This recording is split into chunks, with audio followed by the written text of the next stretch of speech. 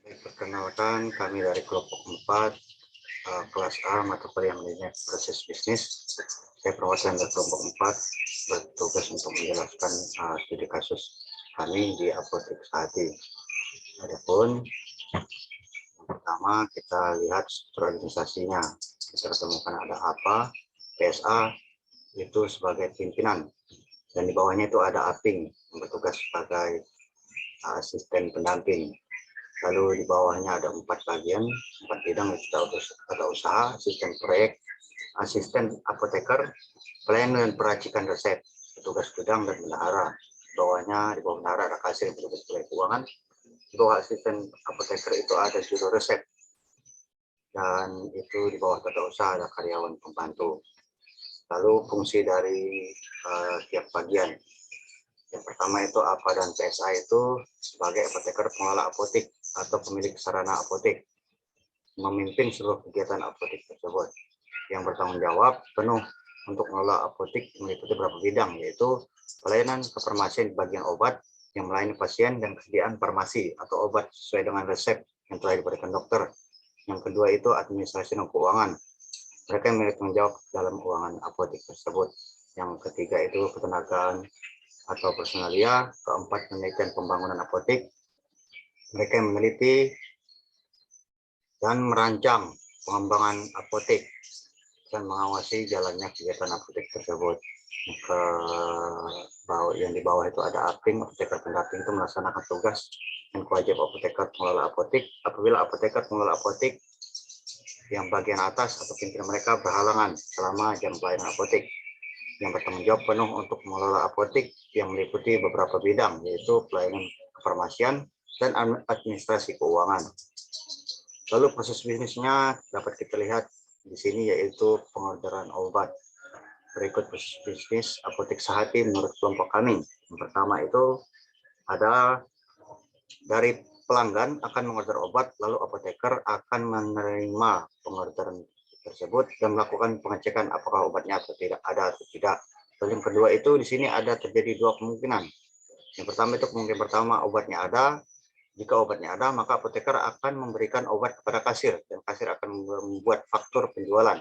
Setelah itu faktur penjualan diserahkan kepada customer, lalu di situ akan melakukan transaksi pembayaran. Yang kedua itu kemungkinan kedua, jika obatnya tidak ada, maka apoteker akan langsung melakukan pengecekan di gudang, apakah obat tersedia atau tidak di gudang. Jika obatnya tidak ada di gudang, jika ada di gudang, maka apoteker akan langsung memberikan kepada kasir, dan prosesnya sama seperti yang tadi di atas, kasir terhadap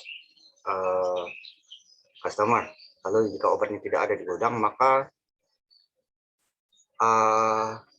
apoteker akan memberikan list daftar barang apa saja yang tidak tersedia di gudang, lalu akan menyerahkan list tersebut kepada admin gudang, yang mana admin tersebut bertugas terhadap pengiriman pesanan obat tersebut kepada supplier atau vendor.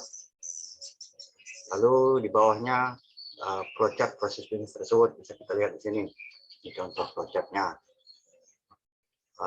dan gambaran relationship map-nya, yaitu customer terhadap apoteker, apoteker ke gudang, gudang apoteker ke admin, admin ke supplier, lalu kembali lagi ke gudang jika obat tersedia dan transaksinya sudah dibereskan.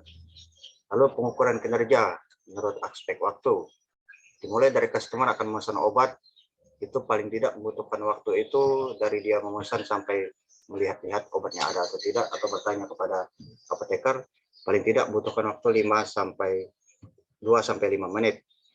Lalu setelah apoteker menerima orderan yang diinginkan, maka apoteker akan langsung mencari obat tersebut.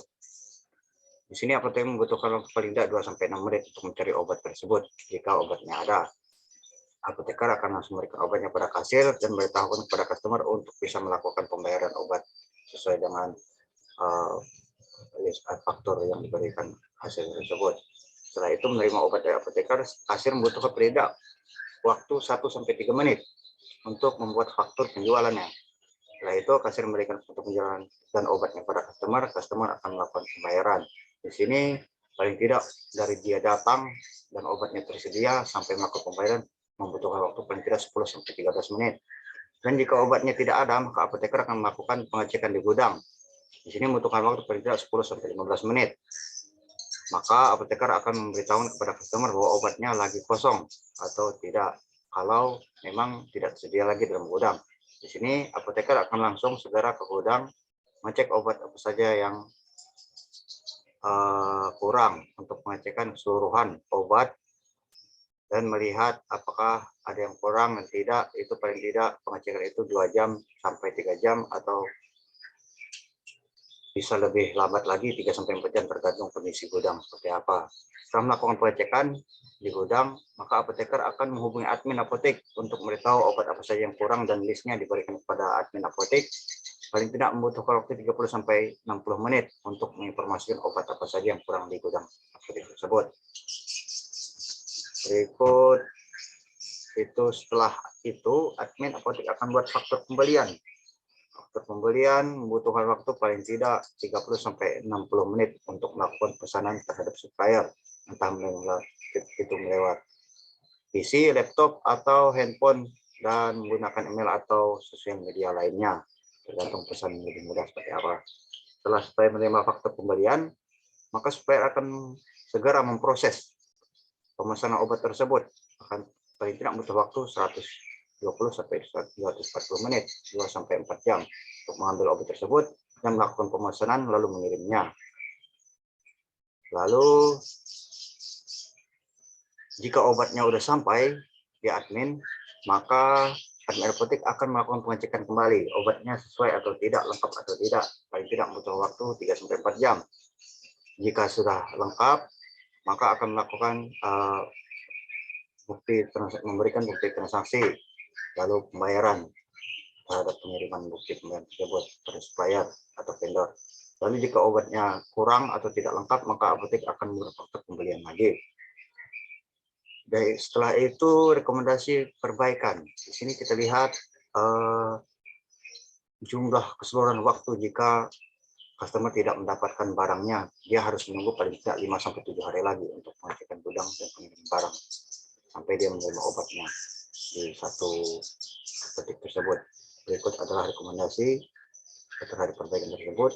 Jika ada obat di apotek, jika tidak ada obat di apotek itu, maka apoteker akan menyarankan si customer untuk pergi ke vendor atau supplier yang bekerja sama dengan apotek tersebut.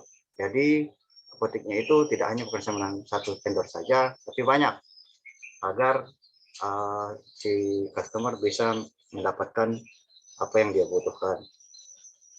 Lalu flowchart setelah rekomendasi tersebut kira-kira seperti inilah gambaran flowchartnya. Berikutnya penjelasan setelah menerima saran dari apotek sampai customer mendapatkan barangnya. Kalau memang yang disarankan tempatnya dekat itu 30 sampai 60 menit, 20 sampai 30 menit. Kalau tidak, itu lebih di atasnya kalau tempatnya jauh. Lalu setelah sampai, customer akan mengorder barang yang diinginkan kepada supplier. Lalu supplier akan menerima orderan tersebut, lalu mengambil obat yang diinginkan customer. Membutuhkan waktu paling tidak 5 sampai 10 menit. Setelah itu supplier akan memberikan faktur obatnya dan customer akan memberikan transaksi pembayaran. Jadi dia mendapatkan barang itu setelah melakukan saran dari apotek tersebut, dia hanya butuh waktu paling tidak 60 sampai 90 menit untuk mendapatkan barang yang dibutuhkan. Jadi dilihat lagi dari pertama, customer setidaknya butuh waktu 5 sampai 7 hari untuk mendapatkan obat yang dia inginkan terhadap satu tempat, khususnya di apotek ini tadi. Tapi sekarang dia paling tidak bisa hanya sampai 60 sampai 90 menit untuk mendapatkan karena sesuai rekomendasinya. Jadi efisiensi waktu. Kira-kira demikian penjelasan yang bisa kami kelompok 4 berikan. Terima kasih dan semoga bermanfaat.